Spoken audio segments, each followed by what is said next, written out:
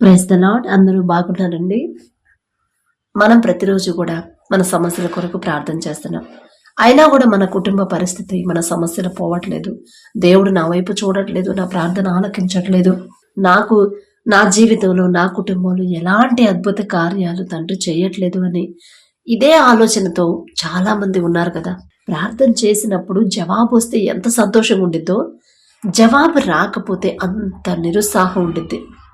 ఎంత ప్రార్థన చేసినా ఎందుకు రావట్లేదు, ఎందుకని నా తప్పులన్నీ ఒప్పుకుంటున్నాను, అయినా కూడా ఎందుకని తండ్రి జవాబు పంపించట్లేదు, నా సమస్య పోవట్లేదు ఎందుకని అని ఆలోచిస్తూనే ఉంటాం. కానీ ఎన్ని రోజులు ప్రార్థన చేసినా జవాబు రాకపోయినా కూడా స్థిరమైన విశ్వాసంతో ఎంతమంది ఉండగలుగుతున్నారు ఒకసారి ఆలోచించుకోండి. ఎన్ని రోజులైనా, ఎన్ని నెలలైనా, ఎన్ని సంవత్సరాలైనా సరే నా తండ్రి ఖచ్చితంగా నాకు జవాబు పంపిస్తాడు. ఖచ్చితంగా నా కుటుంబ పరిస్థితి మారుస్తాడు, నా స్థితిని మారుస్తాడు, నా కుటుంబాన్ని కడతాడు, నా బిడ్డలు మారుతారు, ఖచ్చితంగా నా భర్త మారుస్తాడు నా తండ్రి అని ధైర్యంగా ఉండగలుగుతున్నామండి. ప్రార్థన చేస్తే తండ్రితో మాట్లాడుతూ ఉంటే ఏంటంటే ఒక ధైర్యం అనేది మనకు వచ్చింది. మరి ఆ ధైర్యం మీకు వచ్చిందో లేదో నాకు తెలియదు. ఆలోచించుకోండి. ఎంత ప్రార్థన చేస్తున్నాము. ఎంతో మంది మనల్ని తక్కువ చేసి మాట్లాడుతున్నారు. ఎప్పుడు అప్పుల్లోనే ఉంటారు ఆ కుటుంబం, అసలు ఎప్పుడు దుఃఖంలోనే ఉంటారు, ఎప్పుడు నెమ్మదే ఉండదు అసలు ఆ కుటుంబాల్లో, ఎప్పుడు ఏడుపులతోనే ఉంటారు అని అందరూ అవమానకరంగా మాట్లాడుతూ ఉంటారు. ఏ ప్రయత్నం చేసినా అది ఎప్పుడు విఫలమవుతూనే ఉంటుంది, అసలు సక్సెస్ కాదు. ఏదో మొత్తానికి ఏదో తప్పు చేసి ఉంటారు అని అనేక మంది అనేక రకాలుగా మాట్లాడుతూ ఉంటారు.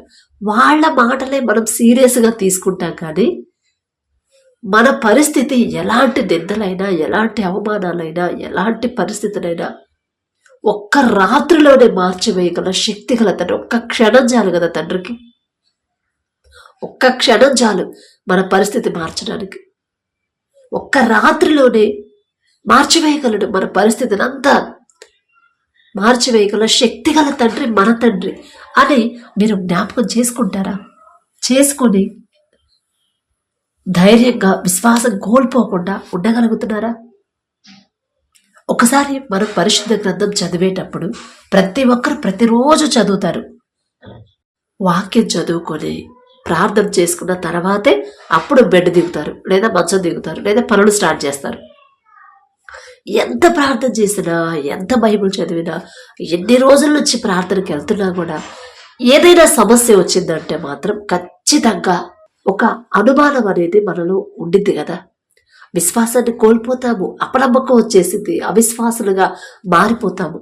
కానీ ఇప్పుడు ఈ మాటలు వింటున్న మీరు, మీ జీవితాలు, మీ కుటుంబాలు, మీ కుటుంబ పరిస్థితి, అవి అప్పులైనా సరే, ఆర్థిక పరిస్థితులైనా, అనారోగ్యమైన, ఎంత భయంకరమైన శ్రమలైనా సరే, అవన్నీ వాటన్నిటి నుంచి బయటపడాలంటే ఒక్కటే ఆలోచన మీరు మైండ్లో ఉండాలి. అదేంటంటే, నేను కొన్ని నెలల నుంచి, కొన్ని సంవత్సరాల నుంచి నా పరిస్థితి ఇలాగే ఉన్నా సరే, శ్రమల గుండా నేను వెళ్తున్నా సరే, ఒక రోజు అనేది ఉండింది.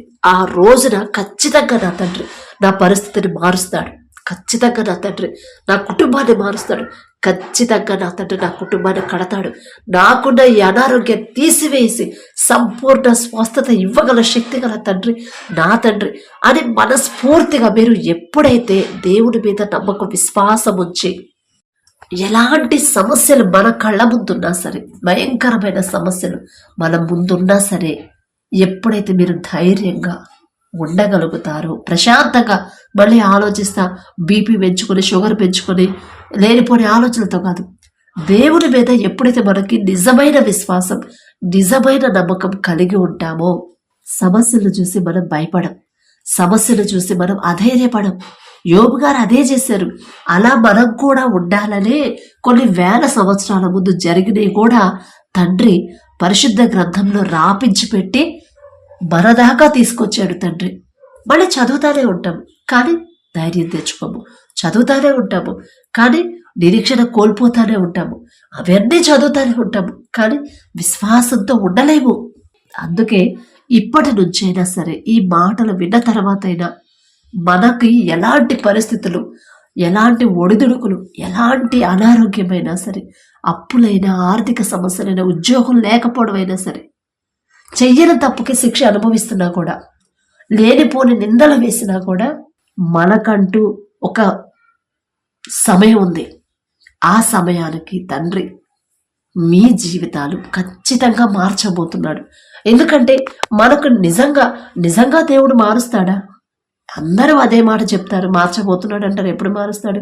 నిజంగా మారుస్తాడు, అసలు నమ్మొచ్చా అని డౌట్ వచ్చిద్దనే మనకి పరిశుద్ధ గ్రంథంలో దావీదు గారి గురించి, యోసేపు గారి గురించి, ఇంకా అనేక మంది భక్తుల గురించి తండ్రి పరిశుద్ధ గ్రంథంలో రాపించి పెట్టి అది మన దాకా తీసుకొచ్చాడు. దావీదు ఎక్కడో గొర్రెలు కాసుకునే దావీదు, యుద్ధం అంటే తెలీదు. అసలు దావీదు అనే ఒక చిన్న పిల్లోడు ఉన్నాడని కూడా తెలుసో తెలీదు. కానీ దేవుడు ఏం చేశాడు? ఎక్కడో గొర్రెలు కాసుకుని అడవులకు వెళ్ళి 3-4 రోజులు ఆ గొర్రెలతో చలికి వానకి అంత కష్టపడి ఆ చిన్న వయసులో, ఆడుకునే వయసులో ఒక బాధ్యత తీసుకొని గొర్రెలు కాచుకునే దావీదుని తీసుకొచ్చి ఇశ్రాయేలు ప్రజల మీద రాజుగా చేశాడు. అనుకొని ఉన్నారు కదా. అసలు దావీదు గారు అనుకొని, వాళ్ళ నాన్నగారు అనుకొని ఉన్నారు, వాళ్ళ అన్నలు అస్సలు అనుకొని ఉన్నారు. మనకన్నా వెనకబుట్టిన మా చివరి వాడు మన మీద రాజుగా అవుతాడా అనుకొని ఉంటారు. కానీ ఎవ్వరు ఊహించని కార్యాలు, అద్భుత కార్యాలు చెయ్యడమే తండ్రి గొప్పతనం. ఎవ్వరు ఊహించుండరు ఇలా జరిగిందని, కానీ చేశాడు తండ్రి. అదే తండ్రి చేయాలి అనుకుంటే మాత్రం ఖచ్చితంగా మనం ఎక్కడున్నా, ఎన్ని అవమానాల్లో ఉన్నా, ఎంత భయంకరమైన తగ్గించి అందరూ మనల్ని చులకన చేసి మాట్లాడుతున్నా సరే, మనల్ని అందరూ విడిచిపెట్టి వెళ్ళిపోయినా సరే, మనం ఓడిపోతే అందరూ విడిచిపెట్టి వెళ్ళిపోతారు. కానీ మన తండ్రి విడిచిపెట్టడండి. ఎక్కడో అడవిలో గొర్రెల కాచుకునే గొర్రెల కాపరి దావీదుని తీసుకొచ్చి రాజుని చేశాడు. యోసేపు చెయ్యని తప్పుకి జైల్లో ఉన్నాడు. యోసేపు ఒక్క తప్పు చేయలా, చేసే అవకాశం వచ్చింది, అయినా కూడా చేయలే, పారిపోయాడు. అలాంటి యోసేపు, ఏ తప్పు చేయని యోసేపు 2 సంవత్సరాల శిక్షకి అర్హుడైన అసలు కాదు, అదే మనకు తెలుసు. కానీ తండ్రి అన్నలు విడిచిపెట్టారు, తండ్రికి దూరం అయిపోయాడు. ఎవరికైతే లోబడి జీవించాడు వాళ్ళు కూడా నమ్మలేదు యోసేపుని. కానీ తండ్రి మాత్రం విడిచిపెట్టల యోసేపుని. నిందలు వేశారు. అరే ఎందుకు అసలు అంత భయంకరమైన తప్పు చేయాలనే మనసు నీకు ఎలా వచ్చింది అసలు అని ఎంత భయంకరంగా మాట్లాడి ఉంటారు. అయినా సరే యోసేపు మౌనంగా ఉన్నాడు, ఏం మాట్లాడలేదు, జైల్లో ఉన్నాడు. అలానే దేవుడు యోసేపుని విడిచిపెట్టాడా? ఒక్క రాత్రిలోనే మనుషుల మీద ఆధారపడ్డాడు. ఒకానొక సమయంలో రాజు కింద పనిచేసే వాళ్ళిద్దరిని జైల్లో పెట్టినప్పుడు ఈ స్టోరీ మనందరికీ తెలుసు, చదువుకుంటాము, ఎంతమంది చెప్పినా వింటాము. కానీ అదే పరిస్థితి మనకొచ్చినప్పుడు ఆ పరిస్థితి, ఆ యోసేపు జీవితాన్ని జ్ఞాపకం చేసుకుని తండ్రి చేసిన అద్భుత కార్యాన్ని గుర్తు చేసుకొని ధైర్యంగా మాత్రం ఉండలేము. ఇదే విశ్వాసానికి పరీక్ష అంటే. ధైర్యంగా ఉన్నాడు, నా తండ్రి చూసుకుంటాడు, నేనే తప్పు చేయలేదని తండ్రికి తెలుసు, నేను ఎలాంటి వాడు నా తండ్రికి తెలుసు. ఇప్పుడు నేను శ్రమల గుండా నేను వెళ్తున్నాను, అది దేవుని చిత్తమేనేమో అని ఎలా తగ్గింపుతో ఉన్నాడు. ఒక్క రాత్రిలోనే ఎన్ని రోజులు పట్టిందంటే, దావీదుకైతే అసలు గొర్రెలు కాస్తా ఉంటాడు, యుద్ధానికి వాళ్ళ అన్నలు వస్తే వాళ్ళకి భోజనం తీసుకొస్తాడు. అప్పుడే ఎంతసేపు పట్టింది తండ్రికి దావీదుని హెచ్చించడానికి? గొర్రెలు కాసుకునేవాడు రాజు దగ్గర పని కుదిరాడు. తర్వాత అక్కడి నుంచి మళ్ళీ విడిచిపెట్టాడా? సరే రాజుగారి దగ్గర తెచ్చాము, అడవిలో నుంచి చక్కగా కోటలోకి తీసుకొచ్చాం కాబట్టి ఇక చాలే అని తండ్రి విడిచిపెట్టాడా దావీదుని? లేదు, ఇంకా హెచ్చించాడు, ఆయన మీద రాజుగా చేశాడు. మనుషుల హృదయాల్లో దావీదు మీద ప్రేమ కలిగించారు. అలా ఎవరి మనసులైనా మార్చగల శక్తి గల తండ్రి మన తండ్రి. ఎలాంటి పరిస్థితులైనా ఎలా మారింది, ఎలా మారుస్తాడు అనే ఆలోచనే మనకు రాకూడదు. దాన్నే అవిశ్వాసం అంట. అది అపవాది తెస్తాడు. లేదు, పరిశుద్ధ గ్రంథంలో ఎంతో మంది ఆయన భక్తులు, ఆయనని ఆరాధించే బిడ్డలు, ఆయన మీద ఆనుకున్న బిడ్డలకి ఇలాంటి పరిస్థితి వచ్చినప్పుడు, ఇంకా ఇంతకన్నా ఘోరమైన పరిస్థితులు వచ్చినప్పుడు కూడా తండ్రి ముందుండి వాటన్నిటి నుంచి విడిపించి అందరూ విడిచిపెట్టిన, అందరూ హేళన చేసిన, అందరూ చంపేయాలన్నంత భయంకరంగా వారిని వెంటాడినా కూడా తండ్రి కాపాడుకుంటే ఆయన బిడ్డల్ని జాగ్రత్తగా కాపాడాడు. నన్ను అలాగే కాపాడతాడు. నా తండ్రి పక్షపాతి కాడు. ఒకళ్ళని ఎక్కువ ఒకళ్ళని తక్కువ చూసే తండ్రి కాదు నా తండ్రి. ఖచ్చితంగా నన్ను కూడా కాపాడతాడు, నా కుటుంబాన్ని కడతాడు, నా భర్తను మారుస్తాడు. అంతే. మార్చడు అని ఎవరు చెప్తారు? ఖచ్చితంగా మారుస్తాడు నా తండ్రి. నా కుటుంబాన్ని కడతాడు, నా భర్తను కూడా ఆయన సన్నిధికి నడిపిస్తాడు నా తండ్రి. ఆ నమ్మకం, ఆ విశ్వాసం నాకుంది అని ఎప్పుడైతే మనం నిజంగా విశ్వాసంతో దేవుని మీద మనస్ఫూర్తిగా నమ్మకం ఉంచి ధైర్యంగా ఉంటామో, సంతోషంగా ప్రశాంతంగా ఉండగలుగుతామో, అప్పటి నుంచి తండ్రి కార్యం చేయడం స్టార్ట్ చేస్తాడు. అప్పటిదాకా మన ప్రార్థనకి జవాబు రాదు. కొన్ని సంవత్సరాల నుంచి ప్రార్థన చేసిన ఎంతోమంది దైవ భక్తులతో, పాస్టర్ గారితో ప్రార్థన చేయించుకున్నా కూడా జవాబు రాదు. ఎందుకంటే మనలో ఇంకా విశ్వాసం అనేది బలపడలేదు. దేవుని మీద నమ్మకం, మనస్ఫూర్తిగా నమ్మకం ఉంచలేకపోతున్నాం. అలా అపనమ్మకంతో, అల్ప విశ్వాసంతో ఉంటే తండ్రి చేద్దాం అనుకున్న అద్భుత కార్యాలు కూడా చెయ్యలేడు తండ్రి. అందుకే అవి పోస్ట్ పోన్ అవుతా ఉంటాయి. దావీదు విశ్వాసం ఉంచాడు, దేవుని మీద నమ్మకం ఉంచాడు, దేవుని మీదే ఆధారపడ్డాడు, మనుషుల మీద ఆధారపడలేదు.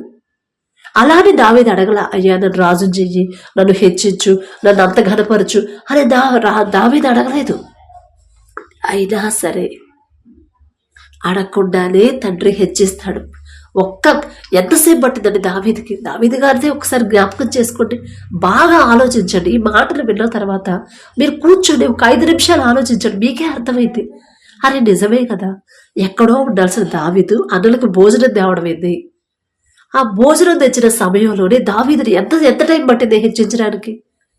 దావీదుకి అంత మంచి స్థితి, ఎక్కడో ఉండాల్సిన దావీదుని అంతగా హెచ్చించడానికి ఎంతసేపు పట్టింది? ఎంత టైం పట్టింది? ఒక రోజా? కొన్ని సంవత్సరాలు పట్టిందా? కొన్ని యుగాలు పట్టిందా? లేదు కదా. ఆ క్షణంలోనే నేను పోరాడతాను రాజా, ఆ ధైర్యం ఇచ్చింది దావీదుకి తండ్రే. గొల్యాతును చంపే బలం ఇచ్చింది తండ్రే కదా. ఆ ఉపాయం ఇచ్చింది తండ్రే కదా. దేవుడు హెచ్చించాలనుకుంటే మన ఆలోచనలు మార్చేస్తాడు. మన జ్ఞానం, ఈలోక జ్ఞానం తీసేస్తాడు. ప్రతిదీ కూడా తండ్రి ఇక స్వాధీనం చేసుకుంటాడు. ఇక మనం అనేది ఉండదు అక్కడ. తండ్రే మన ముందుకు వస్తాడు. యోసేపుడు 2 సంవత్సరాలు జైల్లో ఉన్నాడు. ఒక్క రాత్రిలోనే, ఎన్ని రోజులు పట్టింది యోసేపుని హెచ్చించడానికి? ఒక్క రాత్రిలోనే రాజుగారికి కలబడేశాడు, కల వచ్చేలా చేశాడు. ఆ కలభావం ఎవ్వరికి తట్టదు. ఆ జ్ఞానం వాళ్ళకి చెప్పగలిగే జ్ఞానం వాళ్ళకి తీసేసాడు. వాళ్ళు కలకి భావం చెప్పగలరు, రాజు ఆస్థానంలో ఉన్నవాళ్ళు. కానీ వారికి జ్ఞానానికి మించిన కళ యోసేపు మాత్రమే చెప్పగల కళ రాజుకు వచ్చేలా చేసింది తండ్రి. ఆ కళకి భావాన్ని చెప్పేలా యోసేపుని పంపించింది తండ్రి. యోసేపుని హెచ్చించింది తండ్రే. కళ భావం చెప్పేటప్పుడు యోసేపు అదే చెప్తాడు, రాజా నేను కాదు మీ కళకి భావం చెప్పేది, నేను సేవించే నా దేవుడైన యెహోవాను బట్టే నేను మీకు కళ చెప్పగలుగుతున్నాను, ఈ భావాన్ని చెప్పగలుగుతున్నాను అని అప్పుడు కళభావం చెప్తాడు. ఒక్క రాత్రిలోనే.